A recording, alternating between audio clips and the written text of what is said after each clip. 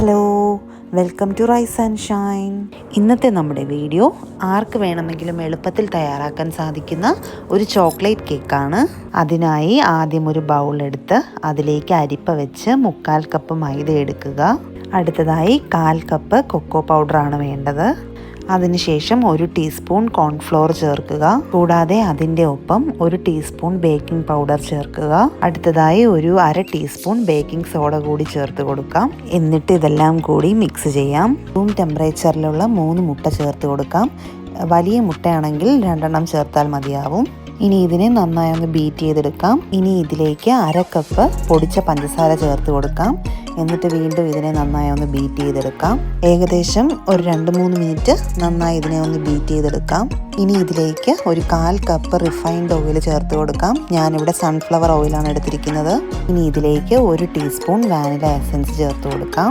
ഇതിൻ്റെ കൂടെ 1/2 കപ്പ് അളവിൽ ചെറിയ ചൂടുവെള്ളം കൂടി ചേർത്ത് കൊടുത്തിട്ടുണ്ട്. അതിനുശേഷം നമ്മൾ മാറ്റി വെച്ചിരിക്കുന്ന കേക്കിൻ്റെ മിക്സ് ഇതിലേക്കിട്ട് പെട്ടെന്ന് തന്നെ ഇതിനെ ഒന്ന് മിക്സ് ചെയ്തെടുക്കാം.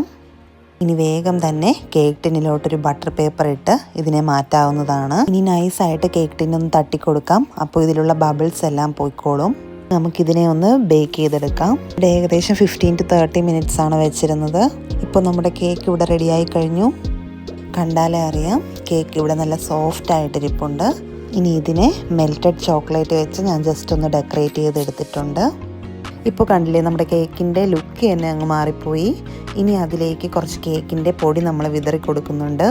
ഇത് ജസ്റ്റ് ഒരു ഡെക്കറേഷന് വേണ്ടി ചെയ്യുന്നതാണ്. നിങ്ങൾക്ക് നിങ്ങളുടെ ഐഡിയ ഉപയോഗിച്ച് എങ്ങനെ വേണമെങ്കിലും കേക്കിൻ്റെ ലുക്ക് മാറ്റാവുന്നതാണ്.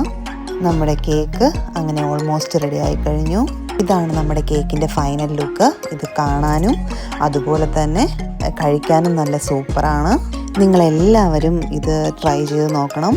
ക്രിസ്മസ് ഒക്കെ ഇങ്ങ് എത്തിയില്ല, അപ്പോൾ വീട്ടിലെ കുട്ടികൾക്കൊക്കെ ഇത് ഉറപ്പായിട്ടും ഇഷ്ടപ്പെടുന്നൊരു കേക്കായിരിക്കും. എൻ്റെ ഈ വീഡിയോ നിങ്ങൾക്ക് ഇഷ്ടമായെങ്കിൽ ലൈക്കും കമൻറ്റും ചെയ്യുക. കൂടാതെ ഇതുപോലുള്ള വീഡിയോസിനായി എൻ്റെ ഈ ചാനൽ സബ്സ്ക്രൈബ് ചെയ്യാനും മറക്കരുത്. അപ്പോൾ ഇതുപോലൊരു വീഡിയോയുമായി വീണ്ടും കാണുന്നത് വരെ ബൈ ബൈ.